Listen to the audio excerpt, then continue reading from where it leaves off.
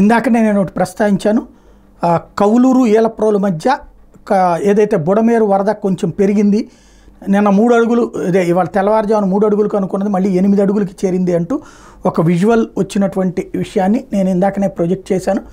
అయితే ఇప్పుడు దీనికి ఒకవేళ కనుక ఇదే నిజమైతే, అంటే ఇది ఇంకా ప్రభుత్వం అధికారికంగా ధృవీకరించాల్సింది, ఇరిగేషన్ డిపార్ట్మెంటు లేకపోతే ఫ్లడ్ కంట్రోల్ డిపార్ట్మెంటు ధృవీకరించాల్సి ఉంది. అయితే ఇదే నిజమైతే మాత్రం ఈ ప్రాంతాలు, అంటే ఇది ప్రభుత్వం ధృవీకరించి కన్ఫర్మ్ చేస్తుంది, కానీ ఈలోపు మనం ఎలర్ట్గా ఉండాల్సిన ప్రాంతాలు వెలగలేరు, కొండపల్లి, కవులూరు, శాంతినగర్, రాయనపాడు, పైడూరపాడు, గొల్లపూడి, కొత్తూరు తాడేపల్లి, జక్కంపూడి, షాబాద్, అంబాపురం, పాముల కాలువ మీదుగా విజయవాడలోకి వచ్చే అవకాశం ఉంటుంది. అప్పుడు విజయవాడలో వైఎస్ఆర్ కాలనీ వెనక నుంచి న్యూ ఆర్ఆర్పేటలోకి వచ్చే 3 అవుట్ఫాల్ డ్రైన్లు బుడమేరులో కలుస్తే వరద సమయంలో అనేక మురుగు కాలువల మీదుగా బుడమేరు ప్రవాహం పాతబస్తీ, భవానీపురం ప్రాంతాలకు వెనక్కి వస్తుంది. కాబట్టి ఎలర్ట్గా ఉండాల్సినటువంటి సందర్భం అయితే ఉంది.